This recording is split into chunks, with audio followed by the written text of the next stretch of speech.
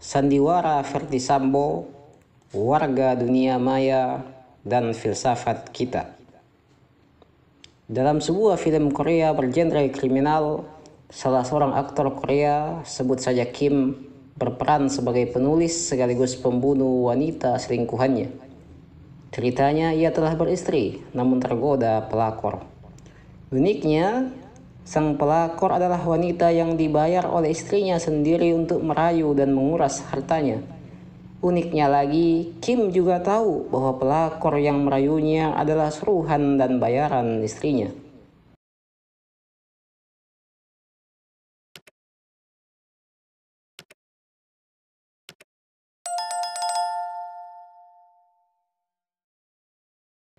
Singkat cerita, Kim berniat membunuh selingkuhannya sekaligus menghabisi istri egoisnya. Konsultasilah ia dengan para koleganya yang ahli hukum. Kata koleganya, membunuh itu mudah, yang sulit adalah lepas dari jerat hukum pasca membunuh. Mendengar itu, Kim berpikir panjang. Bukan berpikir panjang agar tidak jadi membunuh. Tekadnya sudah bulat. Pelakor bayaran istrinya dan juga istrinya harus mati. Ia susunlah strategi, skenario dibuat serapi mungkin, lalu eksekusi. Dan benar saja, di akhir film, pelakor itu dibunuhnya. Penyidikan berlangsung, tapi hasilnya sungguh mencengangkan. Semua bukti pembunuhan mengarah ke satu orang, yaitu istrinya. Istrinya dijatuhi hukuman mati. Di senja hari, Kim menikmati secangkir kopi. Hatinya lega, berhasil menghabisi dua perempuan sekaligus dan terbebas dari jerat hukum. Dunia sandiwara tentu beda dengan kisah nyata. Di dunia nyata, skenario kadang tak sempurna. Itulah yang terjadi pada Ferdy Sambo. Ajudannya, Brigadir J, dibunuhnya dengan sengaja dan terencana. Tapi sayang, hukum menemukannya sebagai pelaku utama. Ia membunuh, tapi tak mampu sembunyi dari jerat hukum. Skenario yang dibangunnya runtuh, banyak lobang di sana-sini. Kasus yang populer dengan judul Polisi Tembak Polisi ini masih bergulir dengan Sambo sebagai tersangka utama dalam pembunuhan. Episodenya masih tayang, menanti skenario baru Sambo yang mungkin bisa meminimalisir masa hukumannya. Penonton juga belum bubar. Mereka siap siaga membongkar skenario Sambo dengan beredelan komentar. Telah banyak yang bersuara, dari tokoh penting hingga penjaga toko kelontong. Bising memang, tapi bukan berarti kosong. Tentu seperti biasa, ada pro, ada kontra. Itulah demokrasi.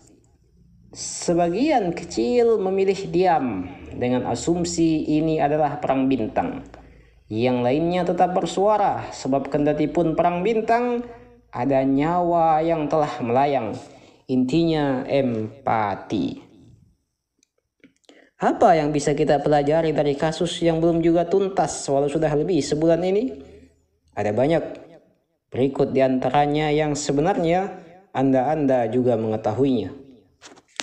1. Peran positif dunia maya. Di samping beribu efek negatif, dunia maya punya juga efek positif. Sebagai media dan secara potensial, kuantitas dan kualitas dari efek buruk dunia maya sebanding dengan kuantitas dan kualitas efek baiknya. Seperti pisau, berpotensi bernilai baik juga buruk. Semua tergantung kesadaran penggunanya. Kemana arah dunia maya bergantung pada penduduk dunia maya yang bergelar warganet.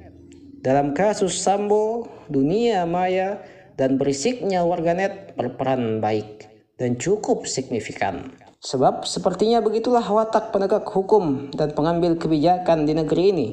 Tak mengawal kasus bila tak viral dan menjadi desas-desus. Masalah tak digubris berhari-hari bila tak diprotes beramai-ramai. 2. Yang tahu hukum yang melanggar hukum. Pelanggar aturan yang tak tahu aturan boleh jadi termaafkan. Dengan catatan ia benar-benar tak tahu walau sudah berusaha mencari tahu.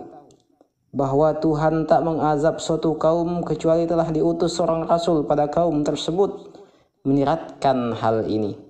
Bukankah Adam alaihissalam dihukum bukan semata karena memakan buah terlarang, tapi karena ia tetap memakan buah itu padahal ia tahu aturan bahwa itu tak boleh dimakan. Yang niscaya dihukum adalah para pelanggar hukum yang tahu hukum. Terlebih jika ia bukan hanya tahu hukum, tapi juga diamanahkan sebagai penegak hukum, maka mestinya ia diganjar dengan hukuman boster berkali-kali lipat. Para pelanggar hukum yang tahu hukum bahkan diamanahkan sebagai penegak hukum adalah penjahat profesional level dewa keburukan. Sebab pastilah mereka tahu cara-cara lepas dari jerat hukum pasca melanggar hukum. Walau akhirnya ada yang terbongkar dan mungkin ada banyak yang selamat. Hukum yang baik adalah percuma bila diamanahkan kepada gerombolan serigala. Negara serasa rimba bila aturan manusia dikendalikan oleh para singa. Dunia panas bak neraka bila sabda suci dibacakan oleh para iblis. 3. Serigala berbulu domba. Kasus Sambo adalah peringatan bagi kita untuk lebih berhati-hati. Jangan nilai manusia dari busananya bila tak ingin kecewa. Telah banyak kasus tentang ini, tapi masih banyak juga yang tak jeli. Ahli trik dianggap sakti dan terkesan suci bila mengenakan jubah islami dan bergelang tasbih. Preman pun disangka ulama karena surban panjang melilit kepalanya. Atau sebaliknya, bijakawan diduga gila karena tak bertampang menawan, tak pula bergaya mewah. Alkisah, seorang pengecut meminta pakaian seorang pahlawan dengan harapan ia pun menjadi pahlawan. Kepada pengecut itu si pahlawan berkata, "Jangankan pakaian, bahkan mengiris dan menempelkan kulitku ke tubuhmu tak akan mengubahmu jadi pahlawan. Kepahlawanan bukan pada pakaian, tapi pada jiwa."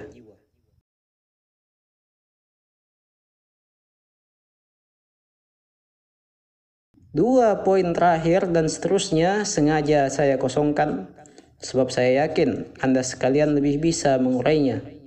Kita akhiri tulisan ini sembari menunggu skenario apalagi yang dilancarkan Ferdy Sambo. Drama ini sepertinya akan berepisode-episode, terkesan dilama-lamakan, atau segera di end dengan set ending. Beda dengan kasus kejahatan level 3 yang tamat dengan cepat. Kalau polisi serius gampang mengungkap kasus ini. Kalau saya cuman setengah hari, bahkan cuman 5 menit bisa terungkap, kata Kamaruddin Simanjuntak.